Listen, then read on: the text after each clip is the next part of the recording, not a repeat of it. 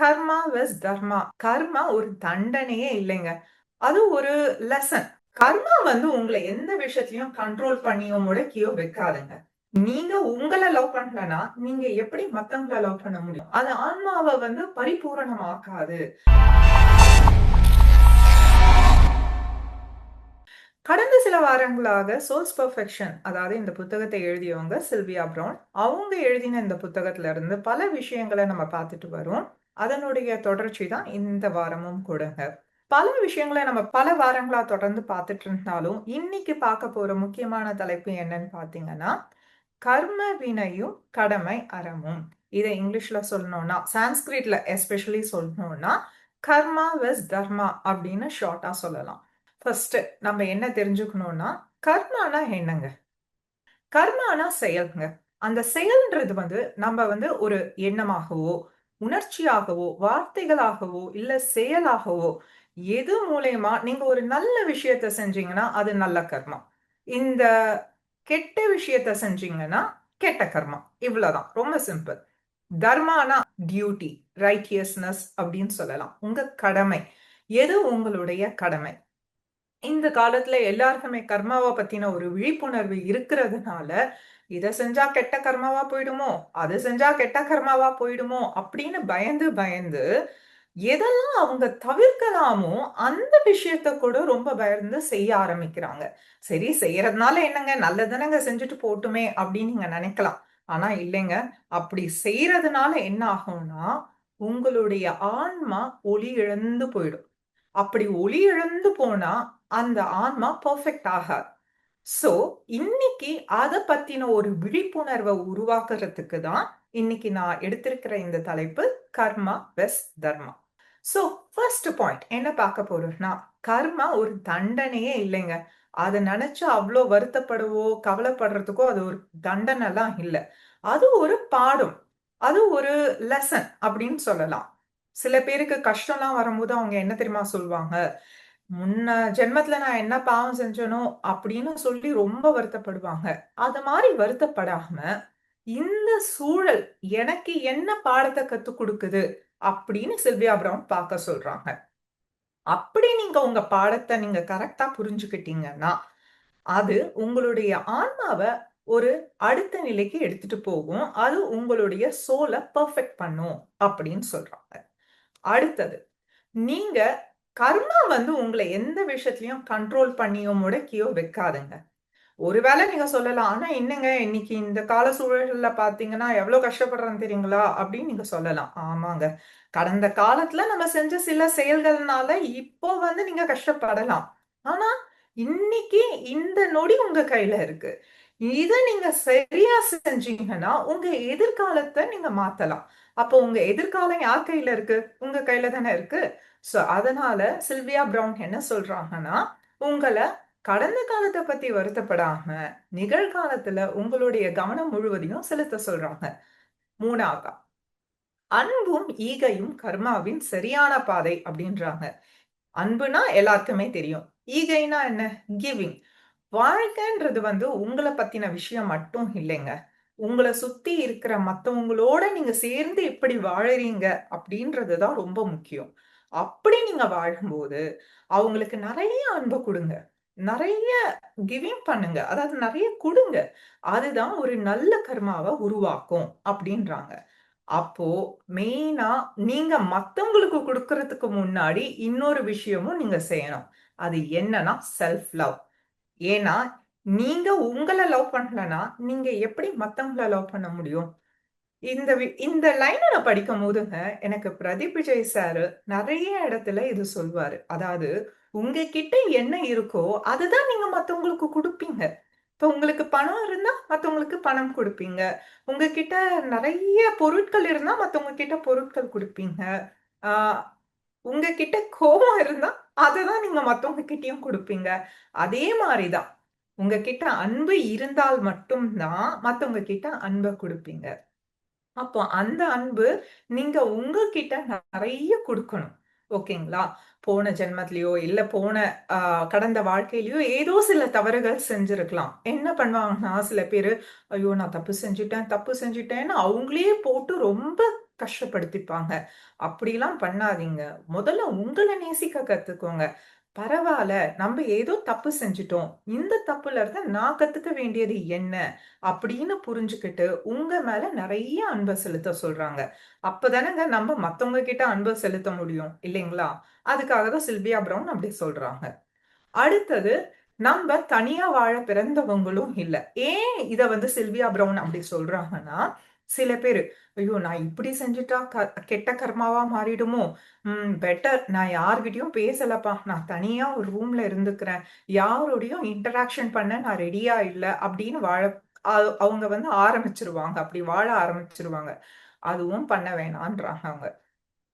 For example உங்களுக்கு நிஜமாவே நேச்சுரலாவே உங்களுக்கு தனியா வாழணும். அதுதான் உங்களுக்கு நிம்மதி குடுக்குது, சந்தோஷத்த குடுக்குதுன்னா, அப்படி வாழ்ந்துக்கோங்க. ஆனா, அது கெட்ட கர்மால இருந்து தப்பிக்கிறதுக்காக நீங்க ஒரு செய்ற முயற்சியா இருந்தா, அத தயவு செஞ்சு பண்ணாதீங்கன்றாங்க. ஏன்னா, உங்களுக்கு கொடுக்கப்பட்டிருக்க கண்கள், கைகள், பேசுற திறன் இது எல்லாம் எதுக்குன்னா, நீங்க தனியா வாழறதுக்கு இல்ல. மத்தவங்களோட சேர்ந்து வாழ தான். அப்படி சேர்ந்து வாழும்போது தான் பல விஷயங்கள நீங்க கத்துக்க முடியும்.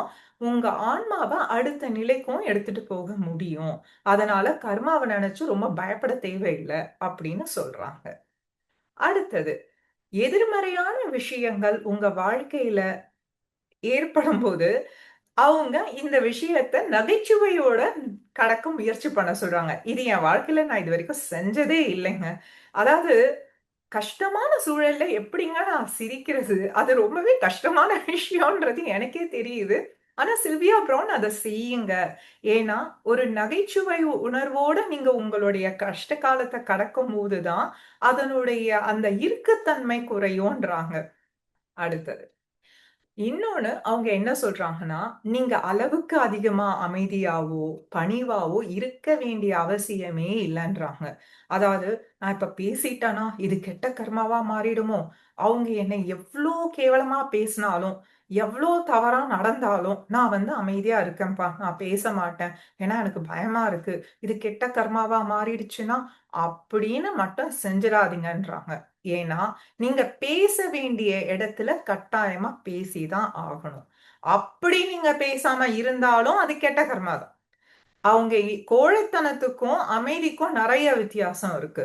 நீங்க அமைதியா இருக்கிறது நல்லது தான். அது பலவீனம்லாம் இல்ல. ஆனா ஒரு அநீதி நடக்கும்போது, அந்த இடத்துல பேசாம இருக்கிறது கோழைத்தனமும் கூட. அது மிக பெரும் கர்ம வினையும் ஏற்படுத்தும் அப்படின்னு சொல்றான். அடுத்தது. எந்த இடத்துலலாம் நியாயமா கோவப்படணுமோ, அந்த இடத்துலயும் கோவப்படுறது நல்லதுதான். அது தப்பு இல்லன்றாங்க. ஆனா, அந்த கோவப்படும்போது ஒரு எல்லைய மீறி போகக்கூடாது. அதாவது ஃபார் எக்ஸாம்பிள் இப்ப யாரோ உங்கள வந்து மரியாதையே இல்லாம நடத்துறாங்கன்னு வச்சுக்கோங்களேன். அவங்க கிட்ட நீங்க கத்தி கத்தி பேசி உங்களுடைய வன்முறையெல்லாம் நீங்க உபயோகப்படுத்தணும்ன்ட்டு அவசியம் இல்ல. ஆனா, நீங்க அவங்க கிட்ட கட்டாயமா "நீ இப்படி பேசினது சரியில்ல. நான் இத அனுமதிக்க மாட்டேன்." அப்படின்னு நீங்க ரொம்ப ஸ்ட்ரிக்ட்டா சொல்றது நல்லது. அதுதான் சரியான ரைட்டியஸ் ஆங்கர் அப்படின்ட்டு சில்வியா ப்ரவுன் சொல்றாங்க. அடுத்தது உரையாடல். அதாவது நம்ம மத்தவங்களோட பேசும்போது ஒரு ஓப்பன் கம்யூனிகேஷன் அதாவது வெளிப்படைத்தன்மையோட பேசணும். வெளிப்படையா பேசும்போது தான் நம்மளுக்கு உண்மையான தீர்வும் கிடைக்கும்ட்டு சில்வியா ப்ரவுன் சொல்றாங்க. ஃபார் எக்ஸாம்பிள் நீங்க வந்து உங்க ஃப்ரெண்டோட பேசிட்டு இருக்கீங்க. உங்களுக்கு ஒரு விஷயம் புடிக்கவே இல்ல அவங்க பேசுறது.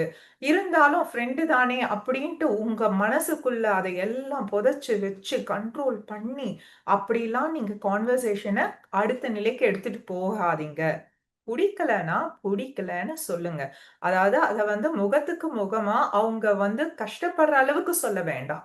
ஆனா, அது எந்த அளவுக்கு ஒரு அவங்க மனத புண்படுத்தாத மாதிரி ஒரு முயற்சி எடுத்து அத சொல்லுங்க. அதுதான் நல்லது. ஓப்பன் கம்யூனிகேஷன் கட்டாயமா இருக்கணும். அதுதான் அடுத்தடுத்த கர்மாவ உங்கள உருவாக்க விடாம, கெட்ட கர்மாக்கள உருவாக்க விடாம தடுக்கும். அதுதான் சரியான ஒரு செயலும் கூட அப்படின்னு சொல்றாங்க. நெக்ஸ்ட். இது பொதுவா நம்ப நெறைய பேரு செய்றோங்க. நானும் செஞ்சிருக்கேன். ம். பிறருடைய கர்மாவ சுமக்கிறது. அதாவது மத்தவங்களுடைய பொறுப்ப அவங்க செய்ய வேண்டிய வேலைய நம்ம சுமக்கிறது. அவங்க தான் நியாயப்படி அந்த வேலை செய்யணும்.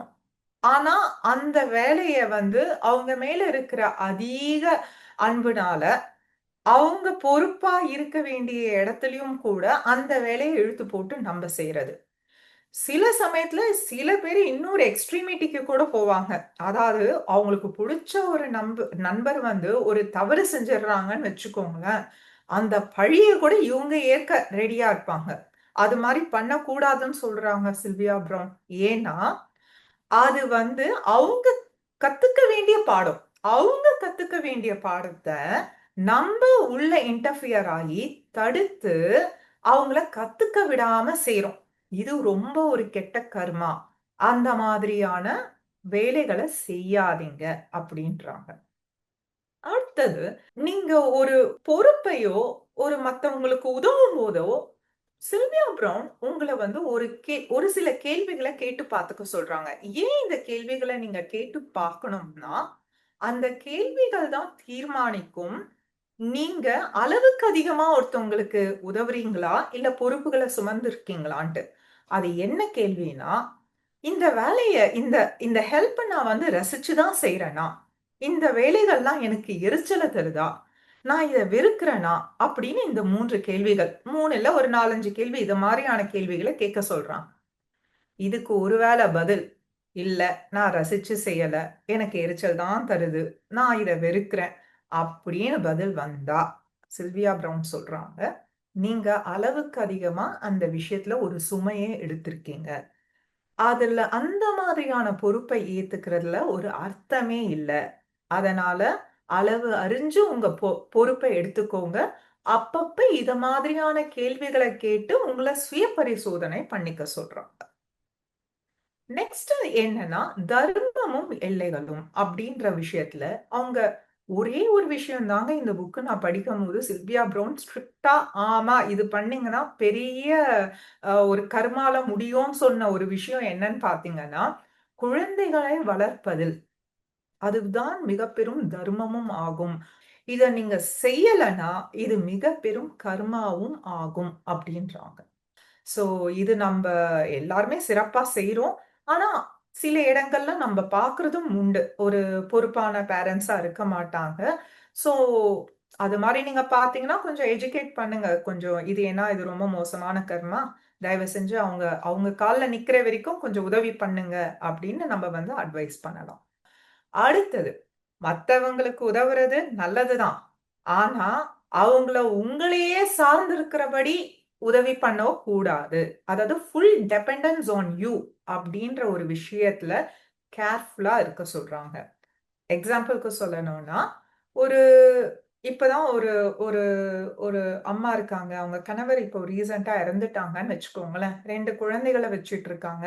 நேச்சுரலா எல்லாருக்கும் என்னங்க தோணும்? அவங்களுக்கு உதவி செய்யணும்னு தோணும். சரி, நீங்க பணமா உதவி செய்றீங்க. எவ்வளோ காலத்துக்கு நீங்க அவங்களுக்கு வெறும் பணமாவே அ உதவி செஞ்சுட்டு இருக்க முடியும்? அவர்கள் வாழ்நாள் முழுவதும் நீங்க அத செய்ய முடியுமா? அப்படி நீங்க செஞ்சீங்கன்னா, அவங்க உங்களையே சார்ந்திருக்கிறபடி செய்றீங்க. அது ஒரு நல்ல விஷயம் இல்ல. ஒரு ரைட்டியஸான விஷயம் இல்ல அப்டின்றாங்க. அப்ப நீங்க என்ன பண்ணலாம்? அந்த அம்மாக்கு ஒரு சுயதொழில் செய்ற மாதிரி, தொடங்குற மாரி ஒரு உதவி செஞ்சு குடுக்கலாம். இல்லாட்டி அவங்களுக்கு ஒரு வேலையில இடம் பார்த்து குடுக்கலாம். அந்த மாரி செஞ்சீங்கன்னா, அவங்கள நீங்க ரொம்ப இண்டிபெண்டன்ட்டா ஆக்குறீங்க. அது ஒரு நல்ல கர்மாவும் கூட அப்டின்ட்டு சில்வியா ப்ரவுன் நம்மளுக்கு விளக்கமா சொல்றாங்க. அடுத்தது, கொடுமைப்படுத்துற உறவுல இருந்தும் நம்மள வெளில வர்றது கட்டாயமா நம்ம செய்யணும். அதாவது சில்வியா ப்ரவுன் இந்த இடத்துல ஒரு எக்ஸாம்பிள் சொல்லும்போது, நானே கொஞ்சம் ஷாக்கிங்கா தான் இருந்தது. அவங்க என்ன சொன்னாங்கன்னா, அந்த கொடுமைப்படுத்துற உறவுல ஒரு தாய் இருந்தாலும் கூட நீங்க அந்த சூழல விட்டு விலகி வர்றது தப்பே இல்லன்றாங்க. அதாவது அவங்க என்ன மாதிரியான ஒரு தாய அங்க டிஸ்கிரைப் பண்ணியிருந்தாங்கன்னா, அந்த தாய் ரொம்ப எக்ஸ்ட்ரீமா கொடுமைப்படுத்துற ஒரு தாயா இருந்தா, அந்த இடத்துல நீங்க அந்த தாய சகிச்சுக்கிட்டு, அதே சூழல்ல வாழணும் அப்படின்ற அவசியம் இல்லை. அங்கிருந்து விலகி வந்துடுறது தான் சிறப்பு. இல்ல பேரண்ட்ஸ் ஆச்சே நான் எப்படி விலகி வர்றது? அதெல்லாம் தவறு இல்லையா? அது கர்மா இல்லையா? அப்படின்னு நெனச்சு, உங்களுடைய ஆன்ம ஒளிய இழந்துடாதீங்க அப்படின்னு ரொம்ப தெளிவா நம்பளுக்கு இங்க சொல்றாங்க. ஏன்னா, கொடுமைப்படுத்துற உறவுகள்ல சிக்கியிருக்கிற பல பேரு, தன்னுடைய ஆன்ம ஒளிய ரொம்ப சீக்கிரமா இழந்துடுறதா சொல்றாங்க. நெக்ஸ்ட். இது ரொம்பவே முக்கியமான விஷயங்க. எல்லாருக்குமே இந்த நல்ல எண்ணம் இருக்கு. மத்தவங்களுக்கு உதவி செய்யணும் அப்படின்ட்டு. ஆமா, உதவி செய்றீங்க. ஆனா, யாருக்கு உதவி செய்றீங்கன்றத யோசிச்சு பண்ண சொல்றாங்க. ஏன்னா, நீங்க உதவி செய்ற அந்த நேரம் வீணாகக் கூடாது. யாரு தங்களையே மாத்திக்க ரெடியா இருக்காங்களோ, தயாரா இருக்காங்களோ, அவங்க கிட்ட மட்டும் நேரத்த செலவிட சொல்றாங்க. சில பேரு நீங்க என்ன ஹெல்ப் பண்ணீங்கனாலும், உங்களோட இருக்கிற வரைக்கும் அவங்க உங்க பேச்ச கேட்பாங்க. நீங்க ஒரு நொடி அதாவது ஃபார் எக்ஸாம்பிள் ஒரு 1 மாசம் அந்த நபரோட பேசலன்னு வச்சுக்கோங்களேன். அவ்வளதான். எல்லாத்தையும் மறந்து திருப்பியும் ஃபர்ஸ்ட்ல இருந்து அதே தப்ப செஞ்சுட்டு இருப்பாங்க. சோ, சில்வியா ப்ரவுன் என்ன சொல்றாங்கன்னா, அந்த மாதிரியான மக்களுக்கு உங்க உதவிய செய்யாதீங்க. அந்த நேரத்த யாரு உங்களுடைய உதவிய யூஸ் பண்ணி அடுத்த நிலைக்கு போகணும்னு நெனைக்கிறாங்களோ, அந்த மாதிரியான ஆன்மாக்களுக்கு உங்களுடைய பொன்னான நேரத்த செலவிடுங்க. அடுத்தது, நச்சுத்தன்மை கொண்ட உறவுகளிலிருந்து விலகுதல். ஓகேங்களா? சோ நான் முன்னாடி பேரண்ட்ஸ் தான் அப்படின்னு சொன்னேன். இது அடுத்த லெவலும் சொல்றாங்க. நம்ம பேரண்ட்ஸயே சொல்லிட்டாங்களாம். இது என்ன அடுத்த லேயரு. இதுல என்ன எக்செப்ஷன் குடுக்க போறாங்க? அதே தான் சொல்றாங்க. அந்த மாரி டாக்ஸிட்டியா இருக்கிற எந்த ஒரு ரிலேஷன்ஷிப்லயும் உங்கள நீங்க சிக்கிக்காதீங்க. உங்கள அவங்க ரொம்ப மட்டம் தட்டுனாலோ, காயப்படுத்தினாலோ, அந்த மாதிரியான நபர்கள உங்க வாழ்க்கை துணையா இருந்தா கூட சொல்றாங்க. உங்க வாழ்க்கை துணையா இருந்தா கூட, நீங்க அந்த இடத்துல உங்கள தாழ்த்தி வாழ்ந்துக்காதீங்க. அது உங்க ஒளிய சுத்தமா அ குறைச்சிடும். அது ஆன்மாவ பரிபூரணமாக்காது அப்படின்னு சொல்றாங்க. எல்லாருமே என்ன பண்ணுவோம்? நம்மளுடைய பெஸ்ட்ட தாங்க குடுப்போம். பெஸ்ட் குடுப்போம் அன்டில் டூ த பாயிண்ட் எங்க? அப்படின்றது தான் நம்மளுடைய பெரிய கேள்வியே. அது உங்கள அடுத்த நிலைக்கு இப்ப அந்த சில்வியா ப்ரவுன் சில கேள்விகள் சொன்னாங்க இல்லையா? இது நான் புடிச்சு தான் செய்றேனா?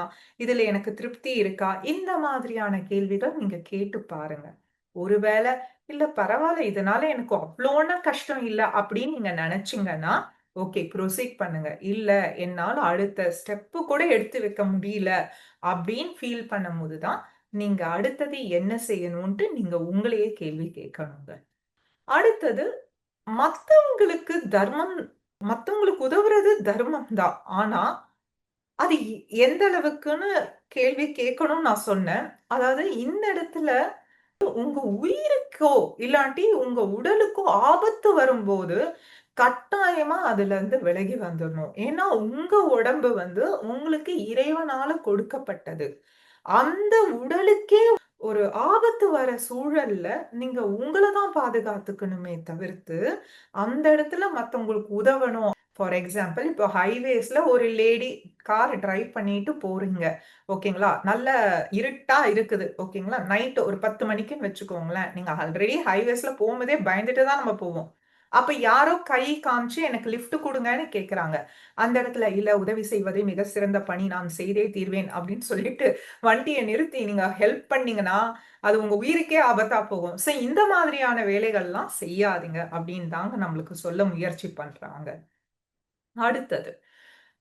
இது ரொம்ப நல்ல விஷயம். அம் நம்பள புரிஞ்சுக்காதவங்கள எப்படி கையாள்றது அப்படின்னு பார்த்தா, அவங்கள விட்டு விலகி வரோம். அது சரி. ஆனா அவங்கள வெறுத்து ஒதுக்கணும்னு அவங்க சொல்லவே இல்லைங்க. அவங்களோட உங்களால சேர்ந்து தான் இருக்க முடியாது. ஆனா, அவங்கள நம்ப மனசார அவங்க நல்லா இருக்கணும் அப்படின்னு நம்ப வேண்டிக்கணும். அவங்கள அவங்க வழியில இருந்து நம்பள விடுவிச்சு நம்பள பார்த்துக்கணும் அப்படின்றாங்க. ஏன்னா, இது நம்ப ஆன்ம ஒளிய இழக்காம இருக்கிறதுக்காக. அட் த சேம் டைம் அவங்கள பத்தி தவறாலாம் நினைக்கக் கூடாது. அந்த ஆன்மாக்காக நீங்க பிரார்த்தனை பண்ணிக்கணும். அவங்க நல்லா சீக்கிரமா நல்ல வழிக்கு வந்துரணும். அப்படின்னு அவங்களுக்கு நெறைய நீங்க வாழ்த்துக்கள அனுப்பிச்சுக்கிட்டே இருந்தீங்கன்னா, அவங்களும் வெகு விரைவில ஒரு நல்ல பாதைக்கு வர ஆரம்பிச்சுருவாங்க. சோ இதோட நான் இன்னைக்கான கர்மாவும் வெஸ் தர்மா, அதாவது கர்ம வினையும் கடமை அறமும் சில்வியாவுடைய கண்ணோட்டத்துல, அவங்களுடைய கண்ணோட்டத்துல இன்னைக்கு உங்களோட நான் கலந்து பேசிக்கிட்டேங்க.